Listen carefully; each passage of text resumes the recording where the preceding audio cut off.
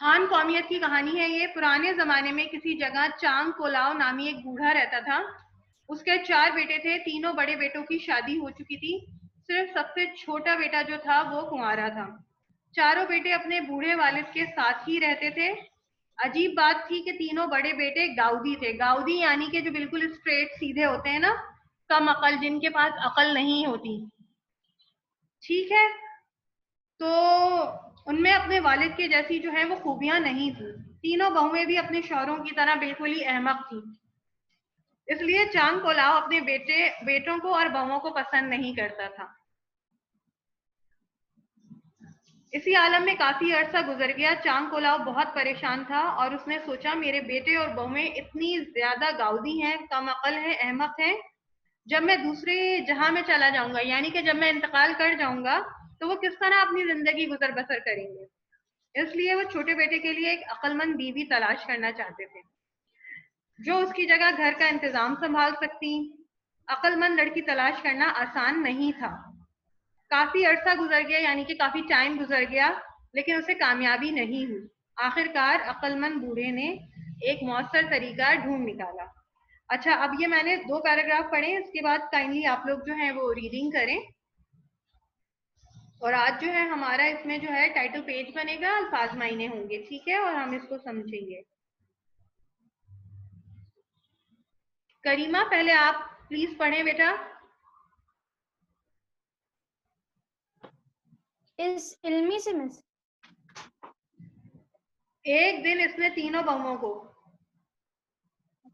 एक दिन इसने तीनों बहुओं को अपने पास बुलाया और कहा, तुम तीनों बहुत अरसे से अपने अपने मैके नहीं गए। तुम्हें अपने वालिदैन की याद जरूर आती होगी। आज तुम तीनों अपने मैके से मिलने चली जाओ। ये सुनकर तीनों बहुएं बहुत खुश हुई और इन्होंने पूछा कि वो मैके में कितने दिन रह सकती हैं। चाणक को लाओ ने कहा, बड़ी बहू 3-5 दिन तक, मंजली बहू 7-8 दिन और संजली सुंजली बहू 15 दिन तक मैके में रहे, लेकिन तुम तीनों एक साथ जाओ और एक साथ वापस आओ। बहुओं ने जरा सा भी गौर किए बगैर हामी भर ली। थैंक अचानक you, thank you, thank you. Rahma, बेटे आप पढ़ें।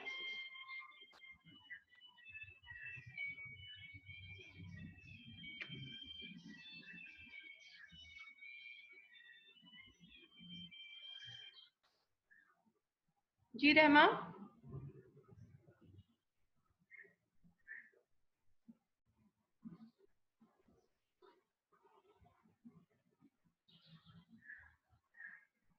मैंने अनम्यूट कर दिया, आप अपना करें।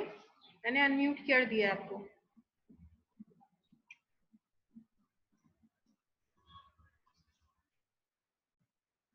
नहीं, आवाज नहीं आ रही।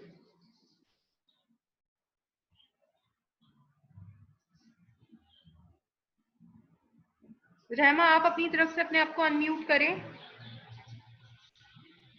पेज नंबर 64 है जिब्रान। अब 65 पे आ गए हैं हम लोग। अच्छा, रहने दो बेटे। रहमा, फसी आप पढ़ें बेटा। चांग कोलाओ ने फिर कहा, तुम तीनों अपने मैके से आते वक्त हर बार मेरे लिए कोई ना कोई तोहफा जरूर लाती हो, लेकिन मुझे तुम्हारे तोहफे पसंद नहीं आते। इस बार मैं खुद बताए देता हूँ कि मुझे किस किस्म के तोहफे दरकार हैं। तीनों बहुओं ने बायक आवाज कहा, यानी कि एक साथ। बायक आवाज कहा, आप फरमाइए, हम आपकी फरमाइश जरूर पूरी करेंगे। चंग कोलाव ने कहा, बड़ी बहू तुम मेरे लिए सुर्ख गूदे वाली एक मूली लेकर आना। मंजली बहू तुम मेरे लिए कागज की एक गठरी लेकर आना जिसमें आग जल रही हो। संजली बहू तुम मेरे लिए बगैर पाँव का एक कछुआ लेकर आना। तीनों बहुओं ने हामी भर ली और एक साथ अपने अपने मैके की तरफ रवाना हो गई। कुछ देर बाद तीनों बहुओं ने थोड़ा जोर से पढ़ो फसी। कुछ देर बाद तीनों बहुओं ने एक सराहे पर सहराहा पहुंची। वो कहलाते हैं जहां से 3 रास्ते जाते हो, 3 रास्ते गुजरते हो, ठीक है। बीच वाला रास्ता बड़ी बहू के मैके की तरफ, दाईं तरफ का रास्ता मंझली बहू के मैके की तरफ और बाईं तरफ का रास्ता संजली बहू की मैके की तरफ जाता था। एक दूसरे से रुखसत होते वक्त उन्हें सुसरी बातें याद सर आईं। की बातें याद आई अपने फादर इन लॉ की। अच्छा अच्छा, सही सही। बड़ी बहू ने कहा, बाबा ने कहा था कि मैं 3-5 दिन तक, मंझली बहू 7-8 दिन तक और संजली बहू 15 दिन तक मैके में रहे और हम तीनों एक साथ जाएं और एक साथ वापस आएं। एक साथ जाना तो आसान है लेकिन एक साथ वापस आना मुश्किल है। थैंक यू मंझली सो बहू ने मच फसी। जी जिब्रान।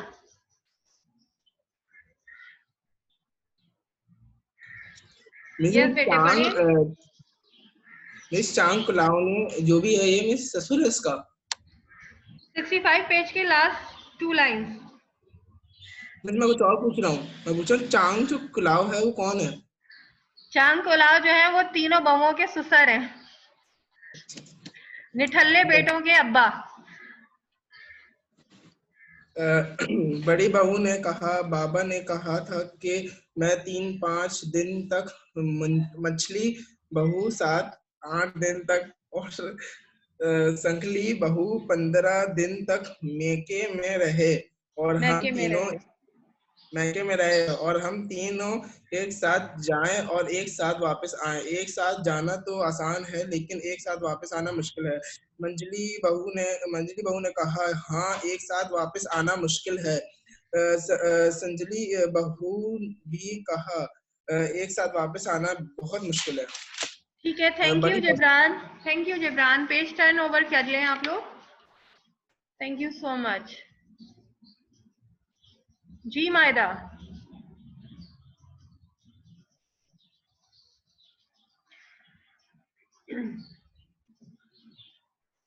पेज नंबर 66 पे आ जाओ बेटा। जी मायदा।